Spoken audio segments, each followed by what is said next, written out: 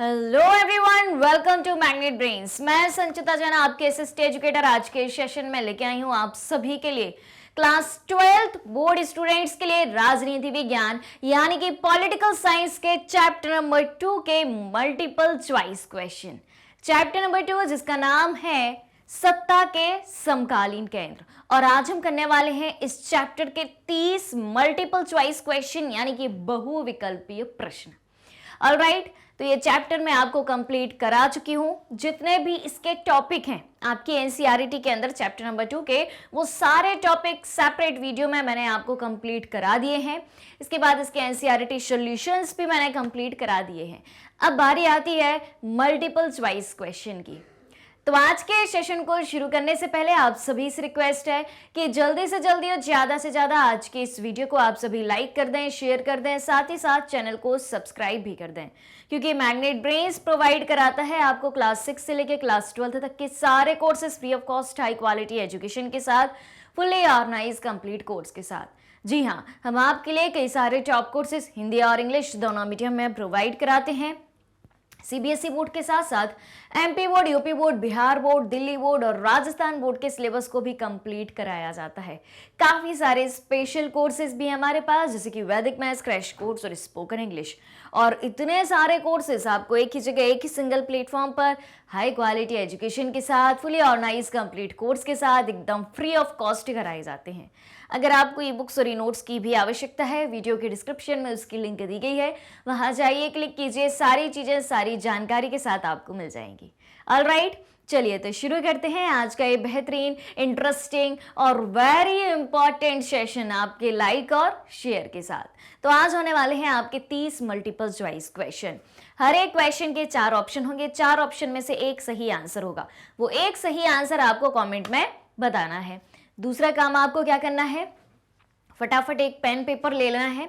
उस पेपर पर पेन से 1 to 30 तक की नंबरिंग कर लेनी है, क्योंकि हमारे पास है टोटल नंबर ऑफ क्वेश्चन कितने, 30। तो जिस क्वेश्चन का जो आंसर आपको सही लगता है उस क्वेश्चन नंबर के सामने वो आंसर लिखना है, और जो आंसर आपको स्क्रीन से बताया जाएगा साइड में दूसरे कॉलम में वो आंसर लिखना है।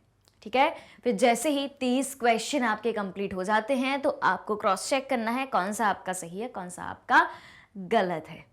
और जितने नंबर ऑफ क्वेश्चन आपके सही हैं 30 में से, वो सेशन के लास्ट में कमेंट करके मुझे बताना है। ऑलराइट, सब कुछ क्लियर है? चलिए तो चलते हैं आज के पहले सवाल की तरफ। चलिए, सवाल है यूरोपीय संघ की स्थापना कब हुई थी? यूरोपीय संघ यानी कि यूरोपियन यूनियन की स्थापना कब हुई थी? बता दो जल्दी से।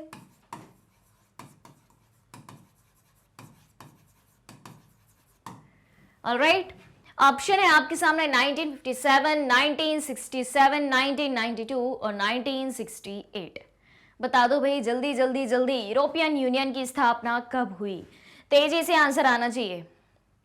बहुत आसान है, बहुत आसान है। चलिए तो देख लेते हैं कब हुई थी। 1992 में हुई थी। अब इसकी स्थापना के पीछे क्या उद्देश्य था? बात आती है कि 1992 में जो यूरोपियन यूनियन की स्थापना हुई थी, इसकी स्थापना के पीछे उद्देश्य क्या था, तो इसको समझा जाए तो देखो भाई, चलते हैं कहाँ, सेकेंड वर्ल्ड वॉर की तरफ। ठीक है, तो चाहे फर्स्ट वर्ल्ड वॉर की बात हो चाहे सेकेंड वर्ल्ड वॉर की बात हो, दोनों ही युद्ध कहाँ लड़े गए थे? दोनों ही युद्ध यूरोप में लड़े गए थे, यूरोपियन कंट्रीज के बीच में लड़े गए थे। तो फर्स्ट और सेकेंड वर्ल्ड वॉर दोनों के दौरान पूरा यूरोप जो है 2 भागों में बंट गया था, मित्र राष्ट्र और धुरी राष्ट्र। फर्स्ट और सेकेंड दोनों वर्ल्ड वॉर में धुरी राष्ट्रों की हार हुई थी, ये बात भी पता है। उसके बाद क्या होता है? उसके बाद विश्व में 2 महाशक्तियों का उदय होता है। एक थी अमेरिका महाशक्ति के रूप में, ठीक, और एक था क्या, सोवियत संघ। दूसरा क्या था? सोवियत संघ। अब होता क्या है, सोवियत संघ में टोटल 15 देश शामिल होते हैं जो कि साम्यवादी अर्थव्यवस्था को अपनाते हैं, और अमेरिका जो महाशक्ति के रूप में है, दूसरी महाशक्ति के रूप में है, वो क्या है, किस प्रकार की अर्थव्यवस्था को अपनाता है? पूंजीवादी। ठीक है, तो 15 देश जो थे वो पूर्वी यूरोप के थे, ठीक। और जो पश्चिमी यूरोप के देश थे वो पूंजीवादी अर्थव्यवस्था को ही अपनाते थे। लेकिन 1992 की 1991 की हम बात करें, कब की? 1991 की हम बात करें, 1991 की बात करें, तो हो जाता है सोवियत संघ का विघटन, यानी कि ये 15 देश अलग अलग हो जाते हैं। तो यूरोप की ताकत और कमजोर पड़ जाती है, यानी कि यूरोप की महाशक्ति के रूप में जो सोवियत संघ रहता है वो टूट जाता है और सोवियत संघ की हार हो जाती है। अब दुनिया में बचती है सिर्फ एक महाशक्ति, कौन? अमेरिका। तो अब यूरोप में जरूरत थी कुछ ऐसे क्षेत्रीय संगठन की जो यूरोप को आर्थिक और राजनीतिक रूप से मजबूत बना पाए। ठीक है, तो क्या होता है? 1992 में होती है यूरोपीय संघ की स्थापना, यूरोपियन यूनियन की स्थापना। उसके पहले होती है मॉस्ट्रिच संधि। क्या होती है? मॉस्ट्रिच संधि। अब मॉस्ट्रिच क्या है? तो मॉस्ट्रिच एक शहर का नाम है यूरोप के, ठीक है, नीदरलैंड में मॉस्ट्रिच नाम का एक शहर है, वही नीदरलैंड जिसको पहले हॉलैंड कहा जाता था, जहाँ के निवासी कौन थे? डच लोग थे। ठीक है, तो मॉस्ट्रिच संधि होती है। मॉस्ट्रिच संधि में यह तय किया जाता है कि अब यूरोप को आर्थिक और राजनीतिक रूप से हमें मजबूत बनाना है, जिसके लिए एक संघ की जरूरत हमें पड़ेगी। तो उसी के तहत यूरोपियन यूनियन या यूरोपीय संघ की स्थापना होती है 1992 में। क्लियर कहानी? ठीक है, चले आगे। तो भैया जल्दी से चेक करके बता दो कि बराबर से लाइक शेयर किया है कि नहीं किया है। जैसे क्वेश्चन नंबर 1 का पूरा कंसेप्ट मैंने आपको समझाया है, वैसे ही आगे आने वाले हर एक क्वेश्चन का कंसेप्ट आपको समझाया जाएगा, जिससे क्या हो जाएगा? पूरा रिवीजन हो जाएगा और एक क्वेश्चन से कितने सारे कंसेप्ट निकल के आते हैं वो सारी चीजें आपको पता लग जाएंगी। ऑलराइट, चलिए अगली बात करते हैं क्वेश्चन नंबर 2 की। यूरोपीय आर्थिक सहयोग संगठन की स्थापना कब हुई? क्या सवाल है? यूरोपीय आर्थिक सहयोग संगठन की स्थापना कब हुई? 1957, 1948, 1852 या 1967? बता दो जल्दी से, तेजी से बताना है, तेजी से। देखें तो क्वेश्चन नंबर 2 जिसका आंसर है बी 1948, यूरोपीय आर्थिक सहयोग संगठन की स्थापना कब होती है? 1948 में। अब 1945 में क्या होता है? सेकेंड वर्ल्ड वॉर एंड होता है, जो कब से कब तक चला था? 1939 से चला था। कब तक? 1945 तक। ठीक है, तो अब जब 1945 में सेकेंड वर्ल्ड वॉर खत्म होता है तो पूरे यूरोप की हालत जो है बहुत ज़्यादा कमज़ोर हो जाती है, खासतौर से आर्थिक रूप से। तो यूरोप में एक ऐसे संगठन की ज़रूरत थी जो यूरोप को आर्थिक रूप से आगे बढ़ाए, यूरोप की आर्थिक रूप से मदद करे। तो उसी के लिए यूरोपीय आर्थिक सहयोग संगठन की स्थापना हुई थी 1948 में। ठीक, चलिए 2 सवाल हो चुके हैं। अब है तीसरा सवाल, निम्नलिखित में से कौन आसियान का सदस्य नहीं है? एसोसिएशन ऑफ, क्या है? जल्दी फुल फॉर्म बताओ भाई, जल्दी जल्दी जल्दी। आसियान का full form association of south east Asian nation. ठीक है, तो आसियान का सदस्य कौन सा देश है? ये बात पूछी है। भारत है, पाकिस्तान है, इंडोनेशिया है, चीन है। यानी कि इनमें से कोई 3 देश ऐसे होंगे जो आसियान के मेंबर नहीं होंगे और एक देश ऐसा होगा जो आसियान का मेंबर होगा, वही होगा आपका आंसर। तो आसियान जिसका फुल फॉर्म क्या है? सोच लो, तब तक आंसर सोच लो, उन देशों के नाम सोच लो जो आसियान में शामिल हैं। ठीक, तब तक हम बात कर लेते हैं किसकी? फुल फॉर्म की। आसियान जिसका फुल फॉर्म है association of south east Asian Nations. ठीक है, ये हो गया इसका फुल फॉर्म। अब कोई बता सकता है कि आसियान की स्थापना कब हुई थी? बता दो भैया जल्दी से। स्थापना, आसियान की स्थापना कब हुई थी? कब हुई थी भाई? 1967 में दक्षिण पूर्वी एशियाई देशों के संघ की स्थापना हुई थी, जिसमें टोटल सदस्य कितने हैं? सदस्य की बात करें तो अभी वर्तमान में 10 सदस्य हैं। ठीक है, क्लियर। अब कौन सा सदस्य नहीं है इसका आंसर देख लेते हैं। तो इसका कौन सा सदस्य है, इसका आंसर है इंडोनेशिया। तो भारत, पाकिस्तान और चाइना ये 3 मेंबर नहीं हैं किसके, आसियान के। ऑलराइट, इंडोनेशिया है। चलिए, क्वेश्चन नंबर 4 है, निम्नलिखित में से कौन सा देश आसियान का सदस्य नहीं है, बता दो जल्दी से।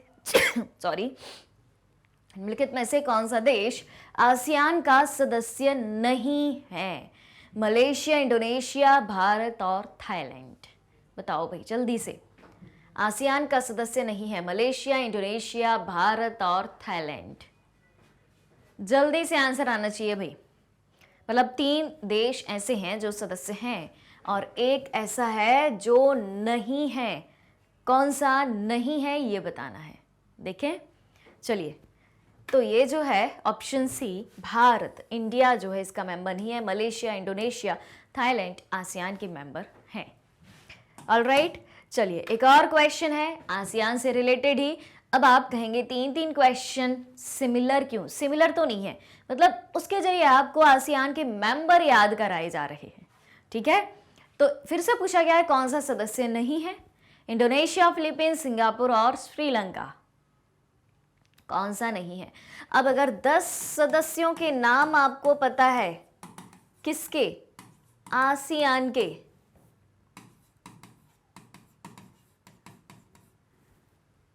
तो आप सही आंसर लगा सकते हैं। इसका सही आंसर क्या होगा? श्रीलंका। ठीक, तो इंडोनेशिया, फिलीपींस, सिंगापुर ये सब जो हैं आसियान के सदस्य हैं और श्रीलंका इसका मेंबर नहीं है। चलिए अगली बात करते हैं अगले सवाल के साथ। साम्यवादी चीन का उदय कब हुआ? बता दो जल्दी से। साम्यवादी चीन का उदय कब हुआ? साम्यवादी चीन। अब चीन को साम्यवादी चीन क्यों कहा जा रहा है? क्या पहले जो है चीन में साम्यवादी व्यवस्था नहीं थी? और अगर चीन में साम्यवादी व्यवस्था नहीं थी तो कौन सी व्यवस्था थी? कई सारे सवाल उठते हैं ना। तो यहाँ हमसे ये पूछा गया कि साम्यवादी चीन का उदय कब हुआ। ऑप्शन ए है 1949, फिर है 1939, 1957 और 1849। तो साम्यवादी चीन का उदय कब हुआ? पहला सवाल तो यही उठ रहा होगा कि आखिर ये साम्यवादी होता क्या है ना? साम्यवादी किसे कहते हैं? तो भाई चैप्टर नंबर 1 से हम यही बात पढ़ते आ रहे हैं कि साम्यवादी क्या है और पूंजीवादी क्या है। लड़ाई किसके बीच की है? साम्यवादी और पूंजीवादी, इन दोनों के बीच की ही लड़ाई है। चैप्टर नंबर 1 में भी यही पढ़ा था, चैप्टर नंबर 2 में भी हम यही पढ़ने वाले हैं। देखें, तो साम्यवादी चीन का उदय कब हुआ? ऑप्शन ए 1949 में साम्यवादी चीन का उदय हुआ। अब सबसे पहले हम ये समझ लेते हैं कि आखिर साम्यवादी होता क्या है। ठीक है, चलिए, तो साम्यवादी की हम बात करें,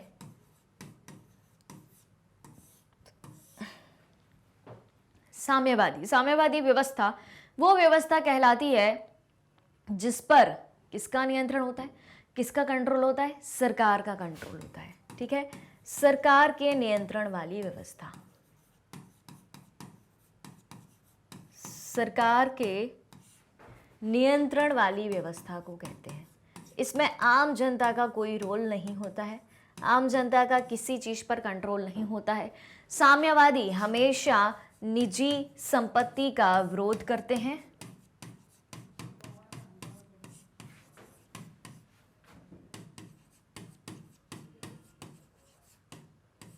निजी संपत्ति का ये हमेशा विरोध करते हैं। ठीक है, और हर चीज पर सरकार के स्वामित्व की ये बात करते हैं। तो अब हम साम्यवादी चीन की तरफ चलते हैं। साम्यवादी का मतलब तो हमने समझ लिया। तो अमेरिका में किस प्रकार की व्यवस्था है? और थी, है भी और थी भी। अमेरिका की बात करें, अब आप कहते हैं कि हर बात में अमेरिका को क्यों आगे लाया जाता है? क्योंकि भाई वो महाशक्ति के रूप में है और महाशक्ति के रूप में था भी, भले अब उसके प्रतिद्वंदी कई सारे खड़े हो गए हों। तो अमेरिका में जो थी पूंजीवादी व्यवस्था थी। ठीक, तो चाइना की हालत पहले अच्छी नहीं थी। चाइना की आर्थिक स्थिति बहुत ज़्यादा पिछड़ी हुई थी। ठीक है, तो चाइना ने क्या किया? चाइना ने पूंजीवादी अर्थव्यवस्था से संबंध तोड़ लिया सबसे पहले, यानी कि अमेरिका से संबंध अपना तोड़ लिया और साम्यवादी अर्थव्यवस्था को अपनाया। फिर क्या किया? इसने अपने दरवाजे बंद कर लिए। कि हमें किसी से किसी भी तरीके के संबंध नहीं रखने हैं दुनिया के बाकी की कंट्रीज से, ठीक है।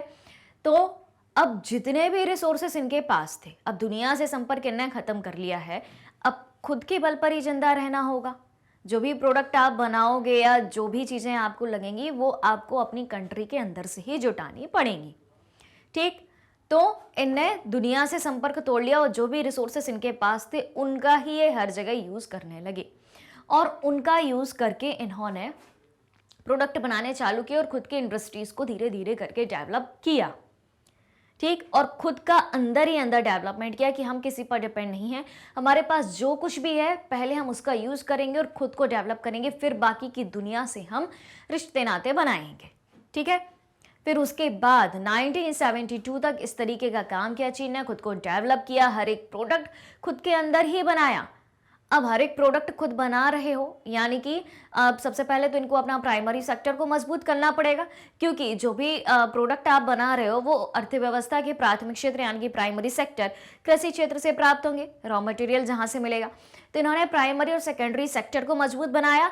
अब प्राइमरी और सेकेंडरी सेक्टर को मजबूत बनाने के लिए लोगों की जरूरत पड़ेगी, तो सारे लोगों को रोजगार दिया, सबको काम में लगाया, जिससे टर्सरी सेक्टर मजबूत हुआ इनका, यानी कि अर्थव्यवस्था का द्वितीय क्षेत्र मजबूत हुआ, लोगों को रोजगार मिलने लगा, ठीक। तो इन्हें तीनों क्षेत्रों को मजबूत बनाया, लोगों को भरपूर रोजगार दिया, खुद को मजबूत बनाया। फिर 1972 में दुनिया से संपर्क स्थापित करे, खुले द्वार की नीति अपनाई, मुक्त द्वार की नीति अपनाई और फिर दुनिया के देशों में अपना माल सप्लाई किया, दुनिया से जो भी आयात करवाना था वो भी किया। क्लियर है।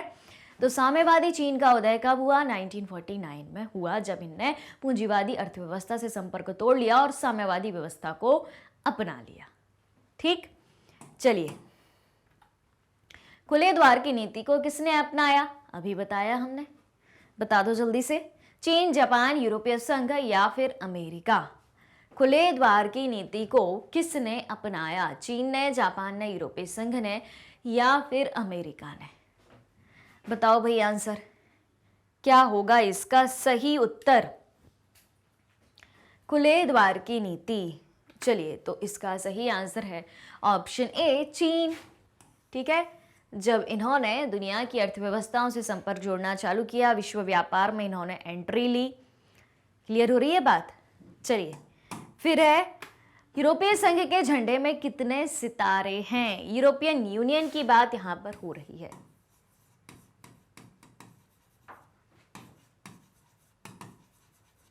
कितने सितारे हैं यूरोपियन यूनियन के झंडे में?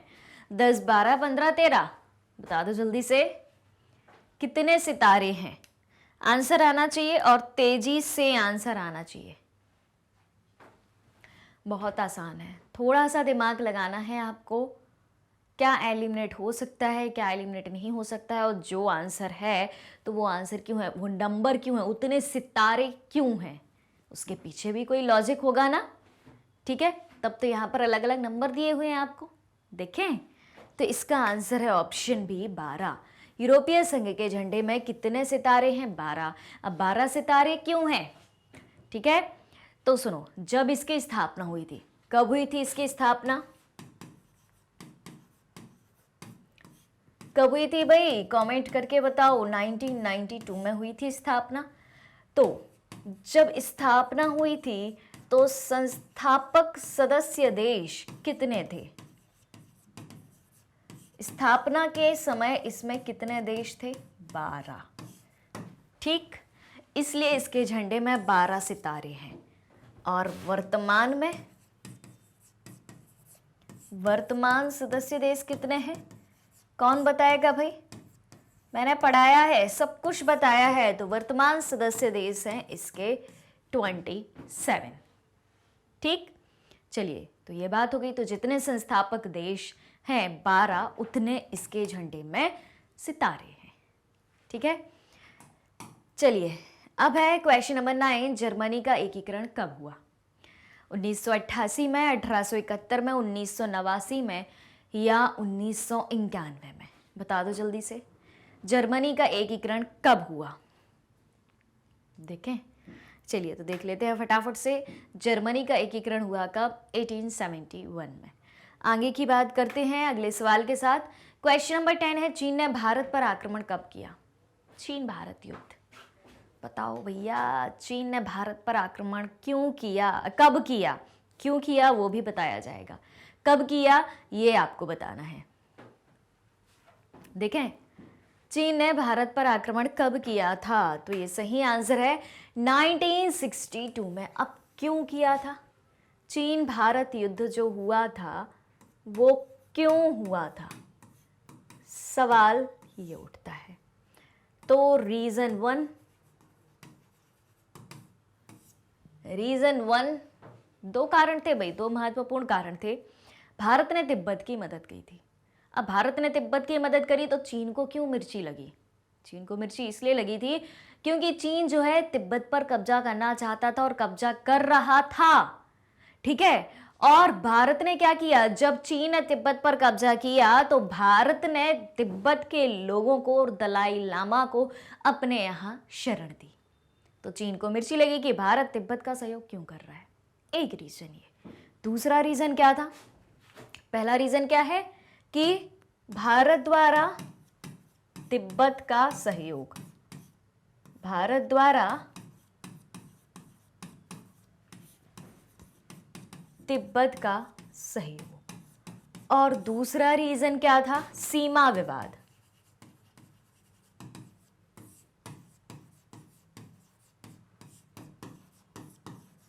सीमा विवाद कौन कौन सा? एक तो अरुणाचल प्रदेश की सीमा जो है वहां पर कौन, चाइना कब्जा करना चाहता है।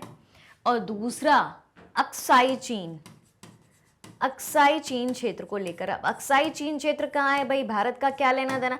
तो अक्साई चीन क्षेत्र जो है वो लद्दाख का एरिया माना जाता है। भारत कहता है कि लद्दाख का हिस्सा है और चाइना ने इस पर कब्जा करके रखा है। इन दो कारणों की वजह से 1962 में भारत और चीन के बीच में युद्ध हुआ था। ऑलराइट, चलिए तो टोटल सवाल कितने हो चुके हैं?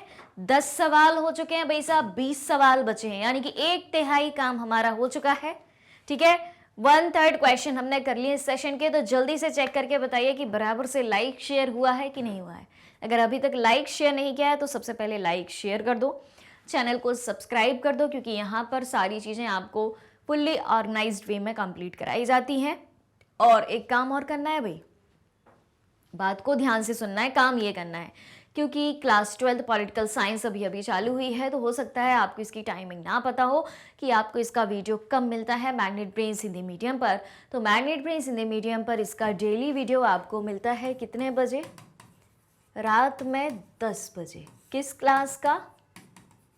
12th पॉलिटिकल साइंस का। क्लियर? चलिए तो चलें अगले सवाल की तरफ। क्वेश्चन नंबर 11 है, खुले द्वार की नीति से किस देश ने अद्भुत प्रगति की और अगले सालों में अब एक बड़ी आर्थिक ताकत के रूप में उभरा? बता दो भैया। खुले द्वार की नीति से किस देश ने अद्भुत प्रगति की और अगले सालों में एक बड़ी आर्थिक ताकत के रूप में उभरा? खुले द्वार की नीति या मुक्त द्वार की नीति किस देश ने अपनाई थी? आपसे यही पूछा गया है। ऑप्शन ए रूस, option B Germany, option C चीन, ऑप्शन डी फ्रांस। बताओ भाई, जल्दी जल्दी जल्दी इसका आंसर आना चाहिए भाई। क्या होगा इसका आंसर? रूस, जर्मनी, चीन, फ्रांस। रूस, जर्मनी, चीन, फ्रांस। खुले द्वार की नीति, देखें, ओपन डोर पॉलिसी चाइना ने अपनाई थी, ठीक है। तो खुले द्वार की नीति से चीन ने अद्भुत प्रगति की और अगले सालों में एक बड़ी आर्थिक ताकत के रूप में उभरा। अब खुले द्वार की नीति क्या थी? तो भाई चाइना ने क्या किया था, पहले खुद को बंद कर लिया था 1949 से। पूंजीवादी अर्थव्यवस्था से संपर्क इन्होंने तोड़ लिया और किस अर्थव्यवस्था को अपनाया? इन्होंने अपनाया साम्यवादी अर्थव्यवस्था को, ठीक है। दुनिया से संपर्क तोड़ लिया, खुद के रिसोर्सेज से ही प्रोडक्ट बनाए, प्राइमरी, सेकेंडरी, टर्सरी यानी कि प्राथमिक, द्वितीयक और तृतीयक क्षेत्र को मजबूत किया, खुद को डेवलप किया, खुद को स्ट्रांग किया। फिर उसके बाद दुनिया के देशों से संपर्क बनाया, दुनिया में अपने प्रोडक्ट को सप्लाई किया, कम कीमत पर सप्लाई किया।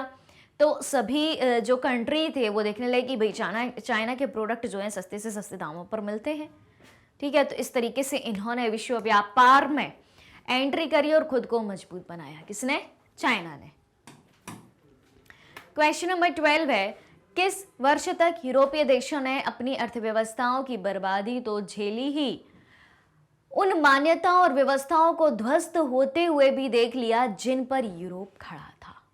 बताओ भाई, ऐसा कौन सा साल था जिस साल तक यूरोपीय देशों ने अपनी अर्थव्यवस्थाओं की बर्बादी झेली और लगातार झेली उस वर्ष तक, ठीक है, और उन मान्यताओं और व्यवस्थाओं को भी उस वर्ष तक ध्वस्त होते हुए देखा जिनके बल पर यूरोप खड़ा था।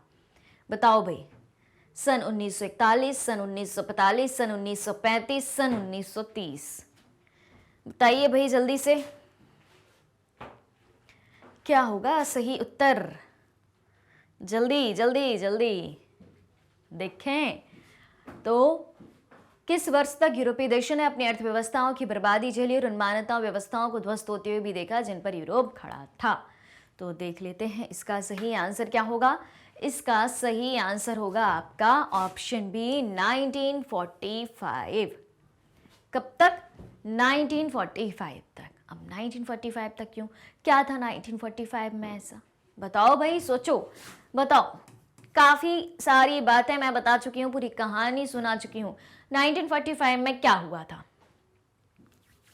यूरोप में क्या हुआ था? 1945 में सेकेंड वर्ल्ड वॉर खत्म हुआ था ना। ठीक है भाई, तो ये जो है आपका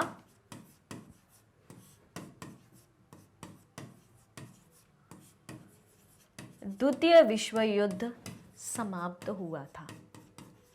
ठीक है, 1945 में। और कब से कब तक चला था सेकेंड वर्ल्ड वॉर? 1939 से 1945 तक।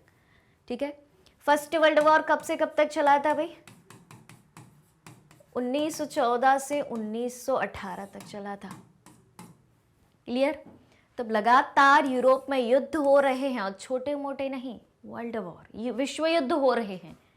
तो भाई पूरा यूरोप तहस नहस होगा कि नहीं, कमजोर होगा कि नहीं? तो 1945 तक यूरोपीय देशों ने अपने अर्थव्यवस्थाओं की बर्बादी झेली थी और उन मान्यताओं और व्यवस्थाओं को भी ध्वस्त होते हुए भी देखा था जिन पर पूरा यूरोप खड़ा हुआ था। ठीक है, चलिए, तो जैसे ही सेकेंड वर्ल्ड वॉर खत्म हुआ, पूरे यूरोप ने राहत की सांस ली, फिर धीरे धीरे करके खुद को आगे बढ़ाया। 1948 में यूरोपीय आर्थिक समुदाय संगठन की स्थापना, यूरोपीय आर्थिक सहयोग संगठन की स्थापना करी। फिर आगे जाके जो है सोवियत संघ की भी स्थापना हुई, पूर्वी यूरोप के देश शामिल हुए, लेकिन सोवियत संघ का बाद में विघटन हो गया। फिर 1992 में जो है इन्होंने यूरोपियन यूनियन बनाया। फिर उसके दम पर आज यूरोप धीरे धीरे मजबूत बना, मतलब धीरे धीरे मजबूत बना और आज एक विश्व शक्ति के रूप में खड़ा हुआ है। क्लियर? चलिए, क्वेश्चन नंबर 13 है, सन 1949 में गठित यूरोपीय परिषद की स्थापना क्यों हुई थी? 1949 में यूरोपीय परिषद की स्थापना हुई थी। अब जब 1945 में सेकेंड वर्ल्ड वॉर खत्म हो गया, यूरोप की आर्थिक स्थिति एकदम चकनाचूर हो गई, तो यूरोप की आर्थिक और राजनीतिक स्थिति को मजबूत करने के लिए धीरे धीरे एक एक नए क्षेत्रीय संगठन की स्थापना होती है। उन्हीं में से यूरोपीय परिषद की स्थापना करी गई थी सन 1949 में। तो स्थापना क्यों करी गई थी ये पूछा गया है। ऑप्शन ए है राजनीतिक सहयोग के लिए, ऑप्शन बी है आर्थिक सहयोग के लिए, ऑप्शन सी है सैन्य सहयोग के लिए, और ऑप्शन डी है इनमें से कोई नहीं। बता दो जल्दी से, क्या होगा इसका सही उत्तर? देखें, चलिए देख लेते हैं। तो इसका सही आंसर होगा राजनीतिक सहयोग के लिए। किसकी स्थापना हुई थी? यूरोपीय परिषद की। कब हुई थी? 1949 में हुई थी। ठीक है, चलो आगे की बात की जाए। सार्क अथवा दक्षेस क्या है? बताओ भाई, सार्क या दक्षेस क्या है? जल्दी जल्दी जल्दी। सार्क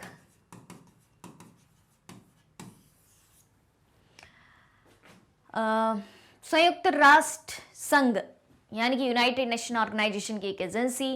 यह एक दक्षिण एशिया क्षेत्रीय सहयोग संगठन अथवा संघ है, या भारत और चीन का सैन्य गुट है, या भारत और चीन की सेना ने मिलकर कोई गुट बनाया है, या इनमें से कोई नहीं। सार्क या दक्षेस क्या है? बताइए भाई, सार्क का फुल फॉर्म बता सकता है कोई? जल्दी जल्दी जल्दी। यहीं कहीं इन ऑप्शन में भी मुझे लिखा हुआ दिखाई भी दे रहा है सार्क का फुल फॉर्म हिंदी में। देखें आंसर क्या है, तो भैया आंसर होगा इसका ऑप्शन बी। यह एक दक्षिण एशिया क्षेत्रीय सहयोग संगठन या संघ है। कैसे है, सार्क के फुल फॉर्म में हम देख लेते हैं। भैया हिंदी में दक्षिण एशिया क्षेत्रीय सहयोग संगठन, ये हिंदी में फुल फॉर्म लिखा है। हम इंग्लिश में फुल फॉर्म की बात करें तो भैया एस फॉर हो जाएगा साउथ एशियन एसोसिएशन फॉर, यहां पर आपका सी आएगा, ठीक, south east association for regional corporation. Clear, south Asian association for regional corporation, दक्षिण एशिया क्षेत्रीय सहयोग संगठन अथवा संघ। इसमें दक्षिण एशिया के कुछ देश शामिल हैं। ऑलराइट, चलिए नेक्स्ट है क्वेश्चन नंबर 15 है, मार्शल योजना के तहत 1948 में किस सहयोग संगठन की व्यवस्था करी गई? बताओ, व्यवस्था या स्थापना करी गई। मार्शल योजना के तहत 1948 में किस सहयोग संगठन की व्यवस्था की गई? अमेरिकी सहयोग सैन्य सहयोग संगठन, यूरोपीय संचार सहयोग संगठन, यूरोपीय आर्थिक सहयोग संगठन और इनमें से कोई नहीं। मार्शल योजना के तहत बताओ भाई, मार्शल योजना के तहत क्या बनाया गया था 1948 में? देखें तो मार्शल योजना के तहत ऑप्शन सी यूरोपीय आर्थिक सहयोग संगठन की स्थापना करी गई। और यूरोपियन यूनियन की स्थापना किसके तहत की गई थी? मॉस्ट्रिच संधि के तहत की गई थी। तो ये बातें आपको याद रखनी है कि मार्शल योजना के तहत 1948 में यूरोपीय आर्थिक सहयोग संगठन की स्थापना करी गई थी, सेकेंड वर्ल्ड वॉर के बाद, 1945 के बाद। ठीक है, चलिए चलते हैं आगे। चलिए क्वेश्चन नंबर 16 है, किसने नाटो के तहत सबसे बड़ी सुरक्षा व्यवस्था को जन्म दिया? अब इस सवाल से एक और सवाल उठता है कि भाई साहब नाटो है क्या? ऑलराइट, तो नाटो के बारे में भी मैं आपको बताऊंगी, लेकिन ये जो सवाल पूछा गया है कि नाटो के तहत सबसे बड़ी सुरक्षा व्यवस्था को किसने जन्म दिया, सीधी सी बात है कि नाटो की स्थापना इसके द्वारा करी गई। ठीक है, तो बता दो जल्दी से। ऑप्शन ए है सोवियत रूस, option B America, option C Europe, option D Bharat. क्या होगा इसका सही उत्तर? तेजी से कमेंट करके मुझे बताइए। ऑलराइट, देखा जाए, पता है आपको? चलिए तो देखते हैं, इसका सही आंसर है ऑप्शन बी अमेरिका। जी हां। अब सबसे पहली बात ये आती है कि नाटो है क्या। ठीक है, तो नाटो जो है एक, हम इसको समूह कह सकते हैं, एक क्षेत्रीय संगठन कह सकते हैं। लेकिन किस प्रकार का क्षेत्रीय संगठन है? तो ये एक राजनीतिक और सैन्य संगठन है। एक बात, ठीक है, क्या है? राजनीतिक एवं सैन्य संगठन है। ठीक है भाई, ये बात हो गई। इसके बाद नाटो का फुल फॉर्म क्या है? सबसे पहले ये देख लेते हैं, दूसरे नंबर की बात कर लेते हैं। नाटो का full form, NATO North Atlantic Treaty organisation.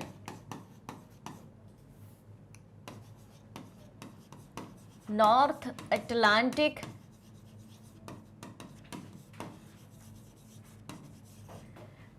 Treaty Organization, ये है इसका फुल फॉर्म। बात आती है कि इसकी स्थापना कब हुई थी? तो इसकी स्थापना हुई थी 4 अप्रैल 1949 को। 4 अप्रैल 1949 को इसकी स्थापना हुई थी। कहां हुई थी स्थापना? अब ये बात भी आती है, कहां हुई थी? तो भैया वॉशिंगटन डीसी में हुई थी। कहां हुई थी? वॉशिंगटन डीसी, यानी कि संयुक्त राज्य अमेरिका में इसकी स्थापना हुई थी। संयुक्त राज्य America, United state of America में इसकी स्थापना हुई थी। और ये जो राजनीतिक और सैन्य संगठन है, तो इसमें कहाँ कहाँ की कंट्रीज शामिल हैं? तो इसमें शामिल है आपकी यूरोप और अमेरिका। कहाँ कहाँ की? यूरोप और अमेरिका की कंट्रीज शामिल है इसमें। तो यूरोप और अमेरिका का ये राजनीतिक एवं सैन्य संगठन है। क्लियर? यहां पर बात ही कही गई है कि किसने नाटो के तहत सबसे बड़ी सुरक्षा व्यवस्था को जन्म दिया था। ठीक है, तो इसलिए क्या है, ये एक सैन्य संगठन है, यूरोप और अमेरिका का राजनीतिक एवं सैन्य संगठन है। इसका फुल फॉर्म याद रहेगा, नॉर्थ अटलांटिक ट्रीटी ऑर्गेनाइजेशन। अब इसमें टोटल मेंबर कितने हैं ये भी जान लेते हैं। चलिए, तो इसमें हम टोटल मेंबर की बात करें या सदस्य देशों की बात करें, मेंबर कंट्रीज, तो प्रेजेंट की बात करें 32 इसमें मेंबर्स हैं। अब क्या नाटो का कोई एक अध्यक्ष भी होता है, कोई एक व्यक्ति जो है इसका अध्यक्ष भी होता है जिसकी कमान संभाले हो? जी हाँ, तो उनका नाम है प्रेजेंट में स्टोल्टेनबर्ग। ठीक है, इसके अध्यक्ष की अगर हम बात करें तो कौन है? स्टोल्टेनबर्ग प्रेजेंट में, जिन्होंने 1 अक्टूबर 2020 से इसका प्रभार संभाला है। क्लियर? तो इतनी बात याद रहेगी आपको नाटो के बारे में। काफी सारे फैक्ट आ चुके हैं हमारे सामने, आप चाहें तो इसका स्क्रीनशॉट भी ले लें। ऑलराइट, फटाफट से स्क्रीनशॉट ले लेना है ताकि सारी जानकारी आपके पास रहे। चलें आगे, क्लियर है सब कुछ? तो फटाफट से लाइक शेयर कर देना है, क्योंकि ये क्लास 12th पॉलिटिकल साइंस का मल्टीपल चॉइस क्वेश्चन का चैप्टर नंबर 2 के मल्टीपल चॉइस क्वेश्चन का सेशन चल रहा है, जिसकी क्लास रोज रात को 10 बजे आपको मिलती है। चलते हैं आगे, क्वेश्चन नंबर 17 की बात करते हैं। भारत पाकिस्तान के मध्य कब सिंधु नदी जल संधि हुई थी? बता दो जल्दी से, जल्दी जल्दी, सत्ता के समकालीन केंद्र। क्वेश्चन नंबर 17, भारत और पाकिस्तान के मध्य कब सिंधु नदी जल संधि हुई या सिंधु नदी जल समझौता हुआ? 1958, 1959, 1960 या 1961? जल्दी से आंसर बताइए, फिर पूरा कंसेप्ट आपको समझाया जाएगा, पूरा कंसेप्ट आपको समझाया जाएगा। देखें आंसर, देखें क्या?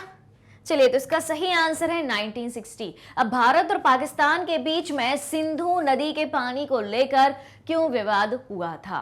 तो जो सिंधु नदी है वो भारत और पाकिस्तान दोनों से होकर गुजरती है, दोनों जगह इसका पानी जाता है। तो अब सवाल ये खड़ा होता है कि कौन सा देश इस नदी का पानी कितने प्रतिशत उपयोग में ला सकता है, ये विवाद था। तो 1960 में ये विवाद सुलझा। और सिंधु नदी की हम बात करें तो सिंधु नदी निकलती कहां से है? तिब्बत में मानसरोवर झील के समीप से निकलती है। भारत में एंट्री होती है इसकी लद्दाख से। ठीक है, और लद्दाख से एंट्री होते होते फिर ये बाहर निकलती है पाकिस्तान में, और यहां पर एक जगह है मिठानकोट। कौन सी जगह है? मिठानकोट। यहां पर आकर पहुंच जाती है, और यहीं पर मिठानकोट में जितनी भी सिंधु नदी की सहायक नदियां हैं, झेलम, चिनाब, रावी, सतलज, व्यास, इसी बिंदु पर आकर इसमें मिलती हैं। क्लियर है? तो ये नदी आप स्पष्ट रूप से देख रहे हैं, भारत और पाकिस्तान। ठीक है, यह है हमारा भारत और इधर है पाकिस्तान, तो दोनों जगह से होकर बहती है, इसलिए इस नदी के पानी को लेकर था विवाद। क्लियर? चलिए, क्वेश्चन नंबर 18 की बात कर लेते हैं। सवाल है, किसका आर्थिक, राजनीतिक, कूटनीतिक तथा सैन्य प्रभाव जबरदस्त है? आर्थिक रूप से भी वो मजबूत है, राजनीतिक, कूटनीतिक और सैनिक प्रभाव जबरदस्त है। इकोनॉमिकली स्ट्रांग है, पॉलिटिकली स्ट्रांग है, और उसके बाद डिप्लोमेटिक भी है, और उसके बाद उसका सैन्य प्रभाव यानी कि उसकी सिक्योरिटी, उसकी आर्मी भी बहुत जबरदस्त है। देखें, ऑप्शन ए है यूरोपीय संघ, ऑप्शन बी सोवियत संघ, ऑप्शन सी संयुक्त राष्ट्र संघ, ऑप्शन डी इनमें से कोई नहीं। बताइए भाई, जल्दी जल्दी जल्दी, क्या होगा इसका सही आंसर? देखें, चलिए, तो इसका सही आंसर होगा यूरोपीय संघ। यूरोपियन यूनियन का आर्थिक, राजनीतिक, कूटनीतिक और सैनिक प्रभाव जबरदस्त है। प्रेजेंट में 27 देश, 27 यूरोपीय देश इसमें शामिल है। क्लियर? चलिए यूरोपीय संघ के बारे में और क्या क्या जानते हैं कमेंट करके बताना है, क्योंकि सारी चीजें मैं आपको बता चुकी हूं, जैसे कि यूरोपीय संघ की स्थापना किस संधि के तहत हुई थी, कब हुई थी, जब स्थापना हुई थी तो टोटल मेंबर कितने थे, इसका जो फ्लैग है उसमें कितने स्टार हैं, काफी सारी चीजें हैं, वो आपको कमेंट करके मुझे बताना है। चलिए नेक्स्ट है क्वेश्चन नंबर 19 है, पूर्व के नए आर्थिक देशों की कोटि में किसे रखा जा सकता है? बता दो भैया जल्दी से। पूर्व के नए आर्थिक देशों की कोटि में किसे रखा जा सकता है? जर्मनी को, जापान को, मलेशिया को, चीन को। पूर्व के नए आर्थिक देशों की कोटि में किसे रखा जा सकता है? पूर्व में आर्थिक रूप से उभरता हुआ देश हम किसे मान सकते हैं? देखें, चलिए तो इसका सही आंसर है मलेशिया। क्लियर? चलो भाई नेक्स्ट क्वेश्चन की तरफ चलते हैं। क्वेश्चन नंबर 20 है, प्रत्यक्ष प्रजातंत्र किस देश में हमें देखने को मिलता है? इनमें से अमेरिका, स्विट्जरलैंड, भारत या नेपाल? बता दो जल्दी से। प्रत्यक्ष प्रजातंत्र इनमें से किस कंट्री में देखने को मिलता है? देखें तो इसका सही आंसर है ऑप्शन बी, स्विट्जरलैंड। नेक्स्ट है क्वेश्चन नंबर 21 है, भारत किस महत्वपूर्ण संगठन का पूर्ण संवादी भागीदार है? क्या पूछा गया है कि भारत किस संगठन का, किस ऑर्गेनाइजेशन का पूर्ण रूप से संवादी भागीदार है? यूरोपीय संघ का, आसियान का एशियाई क्षेत्रीय मंच जो है उसका, या फिर इनमें से किसी का भी नहीं? क्या लगता है आपको किस संगठन का पूर्ण संवादी भागीदार है? देखें तो इसका सही आंसर है आसियान का एशियाई क्षेत्रीय मंच जो है, सिर्फ एशियाई क्षेत्रीय मंच जो है आसियान का, उसका संवादी भागीदार है। और समय समय पर आसियान के जो एशियाई क्षेत्र में सम्मेलन होते हैं उसमें भारत भाग भी लेता है, अपनी बातों को भी रखता है, ठीक है, दूसरी कंट्रीज के मुद्दों को भी सुनता है। क्लियर? संवादी भागीदार का क्या मतलब है कि जो वार्ता चल रही है एशियाई कंट्रीज के बीच में उसका भागीदार है कि किस कंट्री में क्या चल रहा है। ना तो भारत यूरोपीय संघ का भागीदार है, क्यों? क्योंकि यूरोपीय संघ में जो 27 देश शामिल हैं वो सारे के सारे यूरोपियन कंट्रीज ही हैं। आसियान की हम बात करें, आसियान में 10 देश शामिल हैं, 10 देश दक्षिण पूर्वी एशियाई देशों के हैं, लेकिन जो एशियाई क्षेत्रीय मंच है आसियान का, उसका भारत पूर्ण संवादी भागीदार माना जाता है। क्लियर है? चलिए अगली बात करते हैं। नेक्स्ट क्वेश्चन है क्वेश्चन नंबर 22, किस देश के साथ भारत ने मित्रता एवं व्यापार की संधि की जिसकी प्रस्तावना में पंचशील के सूत्र रखे हैं? बता दो जल्दी से। किस देश के साथ भारत ने मित्रता व व्यापार की संधि की जिसकी प्रस्तावना में पंचशील के सूत्र रखे हैं? पंचशील बता दो, सोचो, ध्यान करो। सोवियत संघ, संयुक्त राज्य अमेरिका, पाकिस्तान या फिर चीन? क्या हो सकता है आंसर? किस देश के साथ भारत ने मित्रता व व्यापार की संधि की जिसकी प्रस्तावना में पंचशील के सूत्र रखे हुए हैं? सोवियत संघ है, संयुक्त राज्य अमेरिका है, पाकिस्तान है या फिर चीन है? देखें, चलिए देख लेते हैं, और इसका सही आंसर बनेगा हमारा चाइना, चीन। ठीक, तो पंचशील समझौता किसके साथ हुए थे? भारत के, चीन के साथ हुए थे। तो चीन और भारत में शुरू से विवाद रहा है, सीमा विवाद रहे हैं, ठीक है, अक्साई चीन के मुद्दे को लेके और अरुणाचल प्रदेश की बॉर्डर को लेकर, ठीक है, ये बात हम सभी को पता है। लेकिन पंडित जवाहरलाल नेहरू के समय में, जब पंडित जवाहरलाल नेहरू हमारे देश के प्रधानमंत्री थे, पहले प्रधानमंत्री थे, ये बात हम सभी को पता है, ठीक है, उस समय भारत और चीन के बीच कुछ समझौते हुए थे जिनको पंचशील समझौता के नाम से जाना जाता है, यानी कि 5 समझौते हुए थे, 5 बातों को लेकर समझौते हुए थे कि अब हम इन बातों पर समझौता करते हैं और एक इस तरीके से भारत चीन को परेशान नहीं करेगा, चीन भारत को परेशान नहीं करेगा। भारत ने तो हालांकि चीन को कभी परेशान किया नहीं है, चीन की ही नीति रही है हमारे भारत देश के कुछ भाग को हड़पने की, ठीक है। तो ऐसे कुछ समझौते करे गए थे जिन्हें पंचशील समझौता के नाम से जाना जाता है और ये लगभग 1954 के आसपास ये समझौते करे गए थे। ठीक है, लेकिन 1962 में भारत चीन युद्ध हुआ था, जो कि पंचशील समझौते के बाद हुआ था। क्यों हुआ था? वही सीमा विवाद को लेके भारत ने तिब्बत की मदद की थी, उसको लेके चीन ने भारत पर आक्रमण किया था और 1962 में भारत चीन का युद्ध भी हुआ था। क्लियर? चलिए नेक्स्ट है क्वेश्चन नंबर 23 है, कौन सा देश गाजर व छड़ी की नीति का अनुकरण करता है? वाह, बहुत अच्छे सवाल है। अब आप कहेंगे कि गाजर और छड़ी ये कैसी पॉलिसी है? ऐसी भी कोई नीति हो सकती है? बिल्कुल हो सकती है। तो कौन सा देश गाजर व छड़ी की नीति का अनुकरण करता कहा जाता है? तो सबसे पहले तो देश का नाम बता दो, क्या लगता है आपको? अगर नहीं पता है तो भाई तुक्का लगा दो, ऑप्शन में तो तुक्का लगा ही सकते हैं। फिर बताऊंगी मैं कि गाजर और छड़ी की नीति क्या कहलाती है। ऑप्शन ए है चीन, ऑप्शन बी है पाकिस्तान, ऑप्शन सी है रूसी संघ, ऑप्शन डी है आपका संयुक्त राज्य अमेरिका। क्या होगा इसका सही आंसर? बताइए, कौन सा देश गाजर व छड़ी की नीति का अनुकरण करता कहा जाता है? चीन, पाकिस्तान, रूसी संघ या संयुक्त राज्य अमेरिका? देखें देखें देखें देखें देखें, चलिए देख लेते हैं। तो सबसे पहले आंसर आएगा अपना संयुक्त राज्य अमेरिका। अब ये गाजर और छड़ी की नीति क्या है? भाई छड़ी तो समझ में आता है कि भाई सजा देने जैसा कुछ लग रहा है, लेकिन गाजर की नीति क्या है भाई? ठीक है, तो गाजर उस चीज का स्वरूप अमेरिका ने माना है कि जब कोई भी व्यक्ति अच्छा काम करता है तो उसको प्रोत्साहित किया जाएगा, लेकिन अगर कोई व्यक्ति गलत काम करता है तो उसको सजा दी जाएगी। ठीक है, तो ऐसी पॉलिसी को इन्होंने क्या नाम दिया था? गाजर और छड़ी की नीति का इन्हें नाम दिया था। नाम थोड़ा अटपटा है, लेकिन काम इस नीति का बड़ा अच्छा है।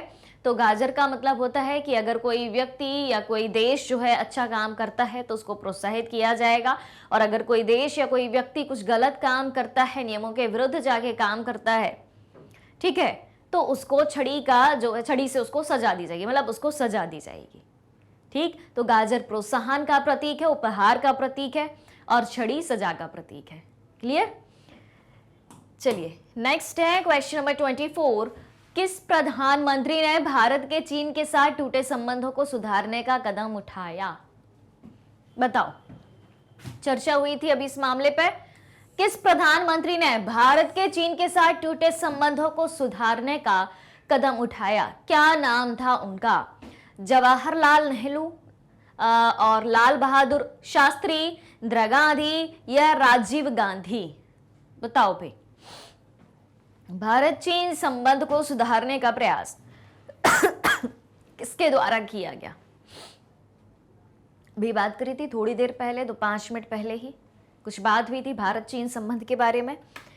जवाहरलाल नेहरू का नाम लिया गया था। जवाहरलाल नेहरू के टाइम में, जब जवाहरलाल नेहरू भारत के प्रधानमंत्री थे और ये first prime minister of India थे, यानी कि भारत के प्रथम प्रधानमंत्री थे, उनके इस समय में भारत और चीन के संबंधों को सुधारने के लिए क्या किया गया था? पंचशील समझौता किया गया था। ठीक, चलो अगली बात करते हैं। कौन सा वर्ष भारत चीन मित्रता वर्ष के रूप में मनाया गया? कौन सा वर्ष भारत चीन मित्रता वर्ष के रूप में मनाया गया? 2006, 1988, 1962 या 1954? भारत चीन मित्रता वर्ष के रूप में किस साल को जाना जाता है इन 4 में से? बताओ भाई, लॉजिक लगा सकते हो। अभी अभी चर्चा हुई है, मतलब पिछले 5 मिनट में 2 बार चर्चा हुई है इस तरीके की। भारत चीन मित्रता वर्ष ABCD 2006, 1988, 1962, 1954। देखें याद आया? कुछ याद आया? मैंने हिंट दिया आपको कि 5 मिनट में 2 क्वेश्चन में 2 बार चर्चा हुई है इस मामले में। एक बार मैंने ये ईयर भी बताया है। ठीक है, बार बार इसलिए नहीं बताया क्योंकि मुझे पता था ऐसा क्वेश्चन आने वाला है, इसलिए मैं कहती हूँ कि पूरा ध्यान जो है क्लास में रखा करो।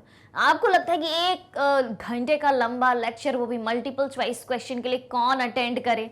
राइट? ये लगता होगा भाई 30 क्वेश्चन है, 30 क्वेश्चन के आंसर मुझे 15 मिनट में बता दो, हम क्यों 60 मिनट वेस्ट करें? वेस्ट करना लगता होगा आपको, लेकिन आप ये नहीं देखते हो कि हर एक क्वेश्चन में आपको कितने सारे कंसेप्ट समझाए जाते हैं। वो तो टाइम टेकिंग रहेगा ना, और कितनी सारी चीजें आपको पता लगती हैं। ठीक है, तो अगर पिछले 2 क्वेश्चन को ध्यान से सुना होता तो आंसर आपके सामने लिखा ही है, बस आपको क्लिक करना था, दिमाग में क्लिक करना था कि हाँ भाई अभी क्या बताया था। इसलिए भाई पूरे 1 घंटे बैठा करो, ध्यान से हर एक कंसेप्ट को समझा करो, जितने फैक्ट्स मैं बताती हूँ उनको नोट किया करो। आप लोग क्या करते हो, स्क्रीनशॉट ले लेते हो।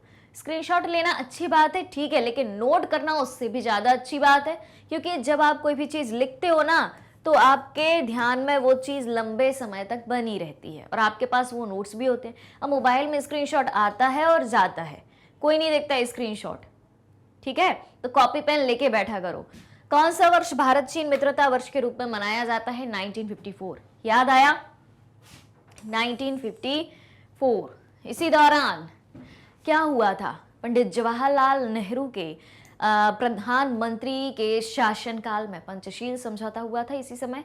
ठीक, चलिए नेक्स्ट है, आसियान को मुक्त व्यापार क्षेत्र बनाने का निर्णय लिया गया। आसियान को मुक्त व्यापार क्षेत्र बनाने का निर्णय कब लिया गया? बता दो जल्दी से। 1994 में, 1999 में, 1995 में, 2003 में। आसियान को मुक्त व्यापार क्षेत्र बनाने का निर्णय कब लिया गया? जल्दी जल्दी जल्दी आंसर आना चाहिए भाई, जल्दी आंसर आना चाहिए। देखें, चलिए देख लेते हैं। तो इसका सही आंसर है 2003। अब जल्दी से आसियान के बारे में पूरी कहानी बता दो। काफी बार मैंने आसियान के बारे में आपको बताया है, फटाफट से बता देना है कि आसियान के बारे में आप क्या क्या जानते हैं, जैसे कि इसका फुल फॉर्म, इसकी स्थापना कब हुई, प्रेजेंट में इसके कितने मेंबर हैं, पहले कितने मेंबर थे जब इसकी स्थापना हुई थी। इतनी बातें बस आप बता दो, ठीक है, कमेंट करके। तो आसियान के फुल फॉर्म की चर्चा करते हैं, आपको कमेंट में भी लिखना है। ASEAN, association of south east Asian nation. स्थापना कब हुई थी इसकी? 1967 में। प्रेजेंट में कितने मेंबर हैं इसके? प्रेजेंट में कितने मेंबर हैं इसके? 10। और जब 1967 में स्थापना हुई थी तब कितने थे? 5। ठीक, चलिए नेक्स्ट है क्वेश्चन नंबर 27। आसियान आर्थिक समुदाय का उद्देश्य क्या है? ध्यान से सुनना, आसियान आर्थिक समुदाय का उद्देश्य क्या है? बता दो जल्दी से। 27 सवाल है, इसके बाद 3 सवाल और होंगे बस। आसियान देशों का साझा बाजार और उत्पादन तैयार करना, आसियान क्षेत्र के सामाजिक और आर्थिक विकास में मदद करना, आसियान क्षेत्र के देशों के आर्थिक विवादों को निपटाने के लिए निर्मित मौजूदा व्यवस्था में सुधार करना, या फिर इनमें से सभी। क्या ये 4 ऑप्शन होंगे या फिर इनमें से कोई होगा?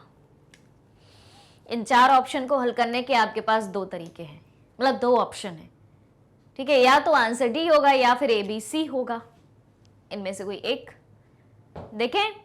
चलो, तो इसका आंसर होगा ऑप्शन डी, इनमें से सभी। मैंने कहा था आपसे कि आसियान आर्थिक समुदाय का उद्देश्य क्या है, तो आसियान देशों का साझा बाजार उत्पादन तैयार करना, आर्थिक बात कही गई है।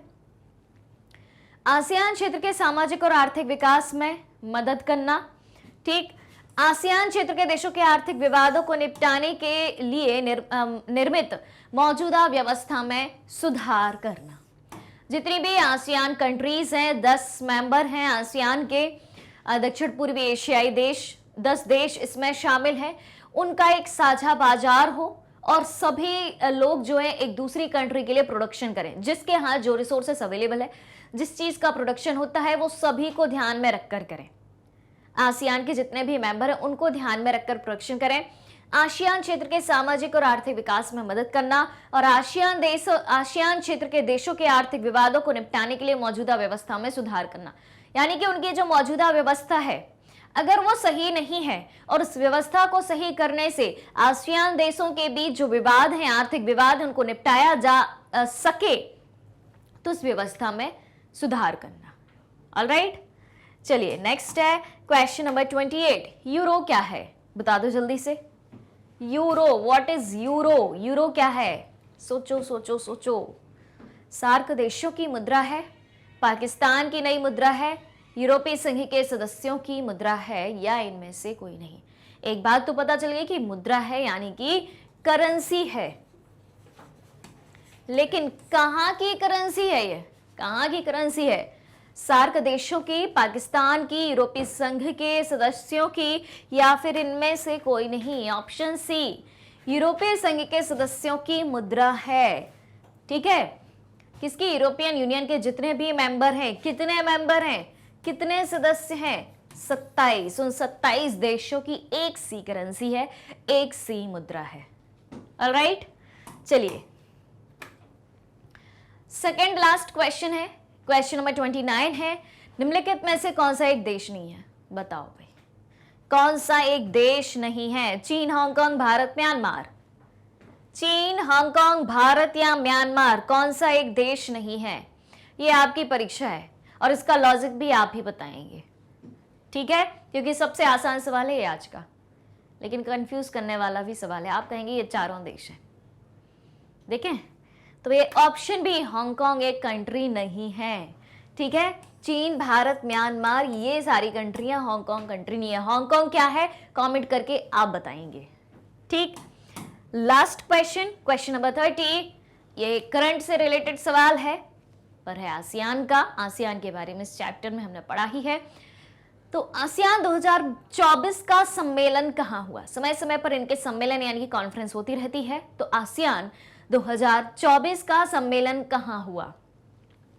ऑप्शन ए मनीला में, ऑप्शन बी न्यूयॉर्क में, ऑप्शन सी लाओस वियतनाम में, ऑप्शन डी जोहान्सबर्ग में। कहाँ हुआ बताइए। देखें, चलिए, तो आसियान 2024 की कॉन्फ्रेंस या सम्मेलन जो है आपका कहाँ हुआ? लाओस वियतनाम में हुआ है। तो जितनी भी बातें इस चैप्टर में हमने पढ़ी हैं या जितने भी क्षेत्रीय संगठन, रीजनल ऑर्गेनाइजेशन के बारे में हमने पढ़ा है, उनकी करंट इंफॉर्मेशन भी आपको याद रखनी है कि जैसे यूरोपियन यूनियन में क्या अभी भी 27 मेंबर हैं, नए मेंबर तो नहीं जुड़े। इनकी कॉन्फ्रेंस कहाँ हुई? यूरोपियन यूनियन नया क्या कर रहा है? आसियान के बारे में नया क्या चल रहा है? नाटो के बारे में नया क्या चल रहा है? क्या 32 सदस्य देश हैं, कोई नया देश तो नहीं जुड़ा? इस तरीके से जो नई इंफॉर्मेशन होती है, करंट की इंफॉर्मेशन होती है, वो भी हमें पता करनी है। इस चैप्टर में हमने इनका हिस्टोरिकल बैकग्राउंड पढ़ा है, नया कुछ भी नहीं पढ़ा, लेकिन नई इंफॉर्मेशन भी हमें पता करते रहनी है और उससे भी जुड़े रहना है।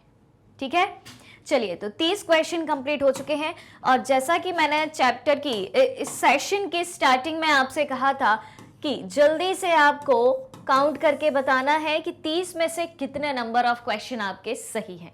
तो फटाफट काउंट करके बताइए कमेंट में, और फिर हम देखेंगे कि आज का विजेता कौन होता है।